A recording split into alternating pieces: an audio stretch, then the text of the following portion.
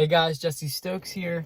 I actually I'm in my car right now just to kind of switch up the scenery because I've literally been in my basement. It's kind of been the same background for every time I've kind of posted you with an update of the Bible verse and everything. So I wanted to kind of switch it up. So I just went out to do one of those vacuums that you can just clean your car in. So I just finished that. I'm in a fresh car. I feel refreshed.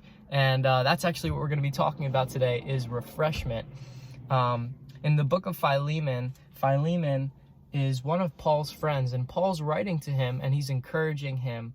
And he says in verse 7, talking about how he's met this guy Philemon, and this is what he says about him.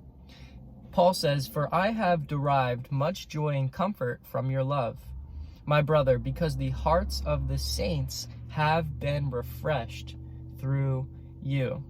So he says that he had joy and he had comfort from meeting this person and talking with him and having a conversation with him. And he says because of the hearts of the saints. So there's other believers and their hearts have been refreshed because of this guy, Philemon. I don't know what he was doing. He says that he had strong faith, but this guy caused other people to experience refreshment.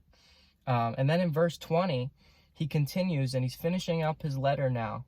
And one of the last things he says is this: "Yes, brother, I want some benefit from you in the Lord. Refresh my heart in Christ." So now Paul's going from Philemon refreshing other people's hearts, and now he's saying, Philemon, I want to meet with you, and I want you to refresh my heart in Christ.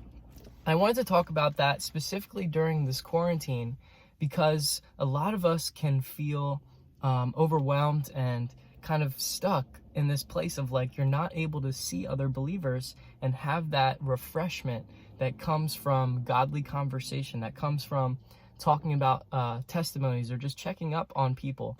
I know for me, I was at Bible college at Karen, and one of the most things I would look forward to is just honestly going out to the lunch and just being able to talk freely and openly about God. And during this time, there's no church and we're kind of cooped up inside, so it's hard to find that refreshment that Paul is talking about. And we know that our refreshment doesn't hang and doesn't rest completely on other people, because we're not living depending on other people for our joy. We're first supposed to get our joy from Jesus and our refreshment from Jesus. So in Matthew 11:28, Jesus says, "Come to me, all you who are heavy laden, and I will give you rest for your souls. Take my yoke upon me, because my burden," and he says, "I'm gentle and lowly in heart, and my burden is easy, and my yoke is easy and my burden is light." I forget, I might have messed it up. But he basically invites everyone to come to him to find rest in Jesus first. And this word refreshment is really interesting. It actually sounds like in Greek, it's like agapau or something. I don't know how to say it. But what refreshment means, the definition is this: to cease from labor to recover strength. And when I heard that word, I thought of a past experience of mine. I remember I was at a camp, and during this camp, it was called Man Up. And part of the camp was we were supposed to try to become more manly, basically become like strong men of God, like get everything together. So part of the camp, we had to split this wood. So there was this huge kind of block of wood, and our youth pastor, his name's Matt Glancy, gave us this big axe, and we were supposed to just take this axe and try to see who could chop the wood, and whoever could chop the wood the best was kind of like the coolest guy. And I remember grabbing the axe. It was this big one. I had to use two hands, kind of bring it around, and I started hitting at this block of wood. It was this huge, massive block of wood, and I just kept hitting it, and it was exhausting. I remember just taking like 8 or 9 swings, and man, I was just like out of breath. And I was kind of hoping that I wanted to quit, but I didn't have a chance to. And then someone else from the side came up and he's like, "Jesse, let me try hitting the block of wood." So I gave him the axe, and after I gave him the axe, he started hitting it. But I was like, wow, I feel refreshed. I just ceased from what I was doing, from slamming against that wood with the axe, and now he's doing the job for me. And I just remember feeling refreshed and feeling like this is awesome. I don't have to keep slamming at this wood. It doesn't seem like I'm making progress.